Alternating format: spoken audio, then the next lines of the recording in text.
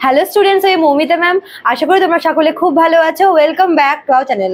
Students, আজকে আমি তোমাদের second semester major political science থেকে লাস্ট পার্ট হিসেবে তোমাদের আমি 10 মার্কসের কোশ্চেনগুলো নিয়ে আলোচনা করব। এর আগের ভিডিওতে আমি তোমাদের 3 মার্কসের এবং 6 মার্কসের কোশ্চেন আলোচনা করেছিলাম। আজকে আমি তোমাদের 10 মার্কসের কোশ্চেনগুলো নিয়ে আলোচনা করব। তোমরা ভিডিওটি স্কিপ না করে পুরোটা শেষ পর্যন্ত দেখবে। আশা করি তোমাদের ভিডিওটি হেল্পফুল হবে এবং তোমরা যারা আমাদের কাছে এখন অনলাইনে পড়তে চাও, যারা অ্যাডমিশন নেবে, তারা আমাদের হেল্পলাইন নাম্বারে যোগাযোগ করতে পারো। আমাদের হেল্পলাইন নাম্বার দুটো রয়েছে, একটা হচ্ছে 6295916282, আর একটা হচ্ছে 7076398606। ঠিক আছে, দেখো দেওয়াও আছে এখানে। এবং আমাদের যেটা কোর্সের ডিউরেশন সেটা হচ্ছে 6 মান্থের। তোমরা যারা এখন অ্যাডমিশন নেবে তোমাদেরকেও কিন্তু 6 মান্থের সব নোট আর কি প্রোভাইড করা হবে। এবং তোমরা যারা অ্যাডমিশন নেবে তোমাদেরকে পে করতে হবে 999 টাকা, যেটা আমাদের শুরু থেকে ছিল, এখনো ওটাই আছে। এবং তোমরা এখন অ্যাডমিশন নিলে কিন্তু একদম লাস্ট যে 6 মান্থে আমরা যেই নোটগুলো দিচ্ছি সবগুলো কিন্তু তোমরা পেয়ে যাবে। ঠিক আছে, চলো দেরি না করে শুরু করে দিই আজকের টপিকটা। দেখো, তোমাদের আমি second semester major political science থেকে 10 মার্কসের, মানে তোমরা না যখন তোমাদেরকে আমি বলবো, দেখবে যে 10 মার্কসের সঙ্গে তোমাদের 6 মার্কসের কিছু কানেকশন আছে। হ্যাঁ, মানে সিমিলার কিছু কিছু আছে কিছু কিছু ক্ষেত্রে। ঠিক আছে, তো এক্ষেত্রে মানে তোমাদের যেটা করতে হবে সেটা হচ্ছে, তোমাদের মনে করো যে এমনও হতে পারে যে 10 মার্কসের কোনো একটা কোয়েশ্চেন 6 মার্কসে চলে আসলো, যেহেতু নাম্বারগুলো কাছাকাছি, তাহলে তোমরা কিন্তু ওই 10 মার্কসেরটা 6 মার্কস হিসেবে লিখতে পারো, আবার 6 মার্কস তোমরা 10 মার্কস হিসেবে লিখতে পারো। ঠিক আছে, যদি তোমাদের পরীক্ষা এরকম করে দেয়। ঠিক আছে, তো তোমরা সেভাবেই পড়বে আমি আশা করি। চলো দেরি না করে শুরু করে দিই। তোমাদের প্রথমে বলেছে যে discuss in brief the composition and objectives of the constituent assembly of India.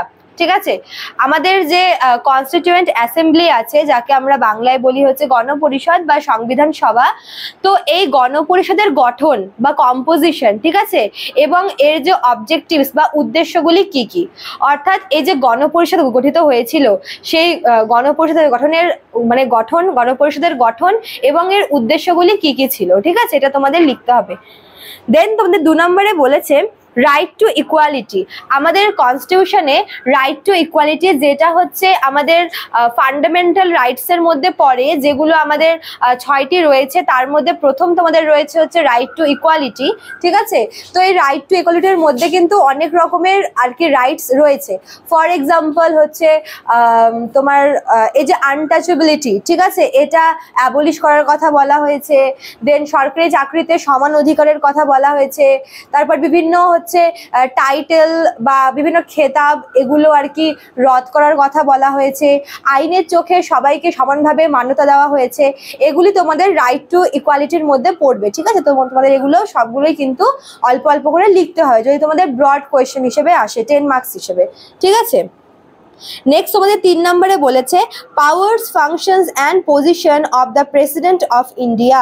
ঠিক আছে, মানে আমাদের যে ভারতের রাষ্ট্রপতি রয়েছে, প্রেসিডেন্ট, তার পাওয়ার, তার ক্ষমতা কি, ঠিক আছে, এবং তার যে বিভিন্ন মনে করো যে তার যে মানে ফাংশনগুলো, ঠিক আছে, মানে রাষ্ট্রপতি হওয়ার জন্য বা রাষ্ট্রপতির যে সমস্ত কার্যাবলী, যেই ক্ষমতাগুলি রাষ্ট্রপতির রয়েছে বা রাষ্ট্রপতি যে কাজগুলি করে, আমরা কিন্তু রাষ্ট্রপতির অনেক ধরনের ক্ষমতা দেখতে পাই। ফর এক্সাম্পল, রাষ্ট্রপতির বিচার সংক্রান্ত ক্ষমতা, তারপর হচ্ছে যেটাকে জুডিশিয়াল পাওয়ার বলে। দেন হচ্ছে তোমার আর কি নিয়োগ সংক্রান্ত ক্ষমতা, ভেটো ক্ষমতা, তারপরে তোমার হচ্ছে এমার্জেন্সি পাওয়ার। এই সব কিছু কিন্তু প্রেসিডেন্টের রয়েছে। তোমাদের এই সব পাওয়ারগুলো কিন্তু পয়েন্ট পয়েন্ট করে লিখতে হবে। ঠিক আছে, যদি তোমাদের 10 মার্কসের আসে। দেন তোমাদের 4 নম্বরে রয়েছে function and power of Panchayati Raj institution. ঠিক আছে, আমাদের যে পঞ্চায়েত রাজ ব্যবস্থা রয়েছে বিভিন্ন রুরাল এলাকাতে, তো এই পঞ্চায়েত রাজ ব্যবস্থার মানে ফাংশনগুলো কি কি, মানে এই পঞ্চায়েত রাজ ব্যবস্থায় কোন কোন কাজগুলি করা হয় এবং এর ক্ষমতা, এগুলো তোমাদের বলেছে লিখতে। ঠিক আছে, দেন তোমাদের 5 নম্বরে বলেছে method of amending the constitution of India. মনে করো যে আমাদের কনস্টিটিউশনে যদি কোনো অ্যামেন্ড করতে হয়, যদি কোনো সংশোধন করতে হয় কোনো আর্টিকেলকে, মনে করো যে কোনো আর্টিকেল অ্যাড করা হলো বা কোনো আর্টিকেলকে আর কি বাদ দেওয়া হলো বা কোনো একটা আর্টিকেলকে রিপ্লেস করে মানে অন্য জায়গায় নিয়ে যাওয়া হলো, তো এই সব কিছু তোমাদের কিন্তু অ্যামেন্ডমেন্টের মধ্যে পড়ে। ঠিক আছে, অর্থাৎ যদি কনস্টিটিউশন আমাদের অ্যামেন্ডমেন্ট করতে হয়, তার কিন্তু কিছু কিছু প্রসিডিওর আছে। ঠিক আছে, যেরকম পার্লামেন্টে অ্যামেন্ডমেন্ট করার জন্য পার্লামেন্টের হাতে সবথেকে বেশি ক্ষমতা রয়েছে এবং পার্লামেন্টের দ্বারা কিছু প্রসেস রয়েছে যেগুলো হচ্ছে খুবই দরকার ফর অ্যামেন্ডমেন্ট। তো সেই প্রসেসগুলো তোমাদের লিখতে বলেছে, ঠিক আছে। তোমাদের এই কোয়েশ্চেনটা 368 আর্টিকেল বলেও আসতে পারে, যেহেতু 368 আর্টিকেলে কিভাবে হচ্ছে আমরা আর কি কনস্টিটিউশনকে অ্যামেন্ড করবো সেটা বলা হয়েছে। তোদের ঘুরিয়ে কিন্তু এভাবেও আসতে পারে, হয়তো তোমাদের এভাবে বলতে পারে যে 368 আর্টিকেল, ডিসকাস দ্য 368 আর্টিকেল, অথবা বলতে পারে যে কিভাবে আর কি কনস্টিটিউশন অ্যামেন্ডমেন্ট হয়। অ্যামেন্ডমেন্ট কথাটা মাথায় রাখবে, ঠিক আছে। তারপর দেখো তোমাদের বলেছে পাওয়ার অ্যান্ড বলেছে হচ্ছে law making procedure in the Indian parliament. দেখো আমাদের দেশে যদি কোনো আইন প্রণয়ন হয় তবে সেই আইনটা প্রণয়ন করার ক্ষমতা রয়েছে কিন্তু পার্লামেন্টের হাতে, ঠিক আছে। এবং সেই আইন প্রণয়ন করার জন্য পার্লামেন্টের কিন্তু বেশ কতগুলি প্রসেসের মধ্যে দিয়ে যেতে হয়। যেরকম মনে করো যে যদি একটা পার্টিকুলার কক্ষে যদি কোনো একটা যেহেতু একটা ল হওয়ার আগে, অ্যাক্ট আসার আগে সেটাকে কিন্তু আগে মানে বিল হিসাবে সেটাকে আর কি রাখতে হয়, প্রপোজালটা রাখতে হয়। তো সেই বিল পাস হবে, অন্য কক্ষেও সেই বিলকে পাস হতে হবে, দেন আরও হচ্ছে সেই বিলটাকে রাষ্ট্রপতির কাছে পাঠানো হবে, তারপরে কিন্তু সেটা অ্যাক্টে বা লয়ে পরিণত হবে। তো বেশ কতগুলি প্রসেসের মধ্যে দিয়ে যেতে হয় একটি বিলকে লতে পরিণত হওয়ার জন্য। তো এই ল মেকিং প্রসিডিউরটা তোমাদের কিন্তু লিখতে হবে, ঠিক আছে। নেক্সট তোমাদের বলেছে rural self government in West Bengal. দেখো পঞ্চায়েতি রাজ অথবা রুরাল সেলফ গভর্নমেন্ট, রুরাল মানে কি গ্রামীণ, এবং গ্রামীণ স্বায়ত্ত শাসন ব্যবস্থা যেটাকে আমরা পঞ্চায়েত রাজ বলি, কিন্তু এটাও কিন্তু ঘুরিয়ে আসতে পারে যে রুরাল সেলফ গভর্নমেন্ট অথবা পঞ্চায়েতি রাজ, ঠিক আছে। তো এখানে তোমাদের মানে পশ্চিমবঙ্গে মানে আমাদের রাজ্যে পঞ্চায়েত ব্যবস্থার যে আর কি প্রক্রিয়া দেখা যায় বা আমাদের এখানকার পঞ্চায়েত ব্যবস্থার ধরনটা কেমন তোমাদের সেটা কিন্তু এটা লিখতে হবে, ঠিক আছে। নেক্সট তোমাদের বলছে রাইট টু ফ্রিডম। আর রাইট টু ফ্রিডম মানে কি আগেরটা কি ছিল, রাইট টু ইকুয়ালিটি, যেটাকে সাম্যের অধিকার বলে। এটা তোমাদের রয়েছে হচ্ছে রাইট টু ফ্রিডম, অর্থাৎ স্বাধীনতার অধিকার, যেখানে আমাদের হচ্ছে তোমার অনেক রকমের অধিকার রয়েছে, যেরকম হচ্ছে আমাদের কথা বলার অধিকার, আমরা যেখানে ইচ্ছে সেখানে যেতে পারি, যেই অকুপেশনটা আমরা বাঁচবো, আমরা পেশা বাঁচবো, আমরা সেটা করতে পারি, কোনো একটা পার্টিকুলার জায়গায় গিয়ে সেখানে সেটেল হতে পারি, ঠিক আছে।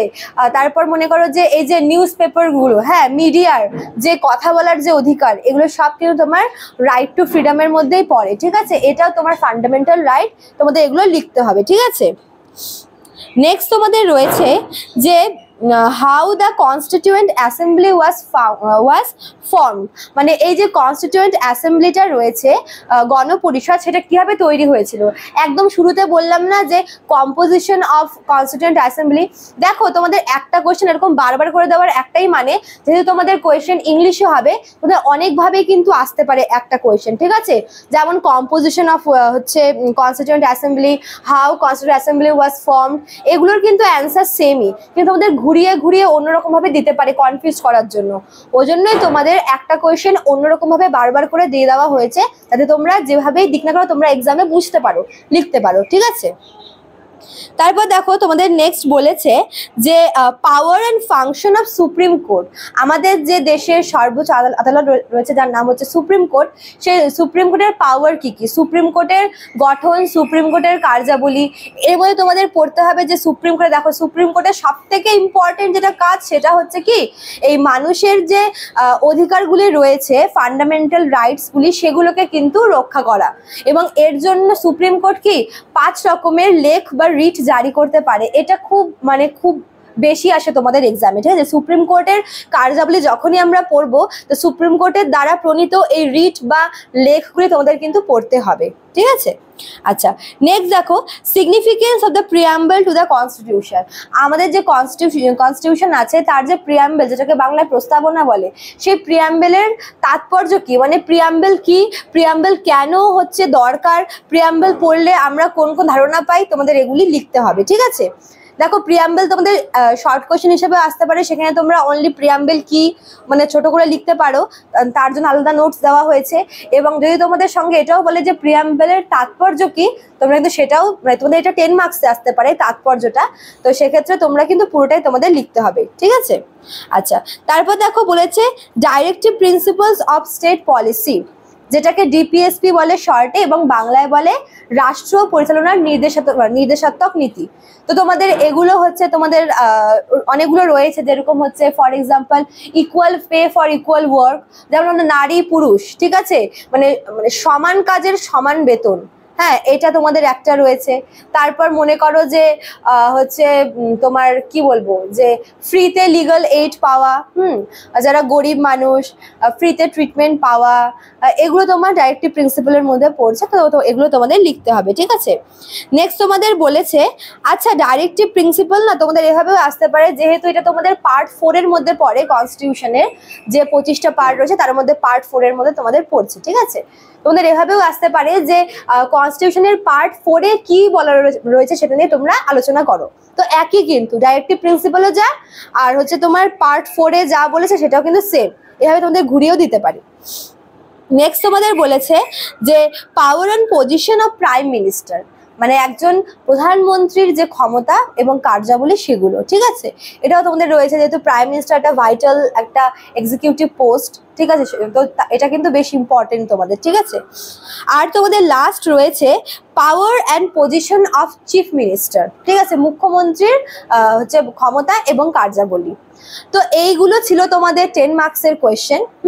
তোমরা আশা করি বুঝতে পারলে। আর ভিডিওটি ভালো লাগলে তোমরা অবশ্যই লাইক, কমেন্ট করবে, শেয়ার করবে। তোমাদের আজকেই মানে মেজর পলিটিক্যালের একদম ক্লাস শেষ হয়ে গেল, মানে সাজেশনের ক্লাসটা। তো এরপরে তোমাদেরকে আমি এসএসসির ক্লাসটাও দিয়ে দেবো, সাজেশনের ক্লাসটা। তো আশা করি তোমাদের ভালো লেগেছে। দেখা হচ্ছে নতুন ক্লাসে। Thank you.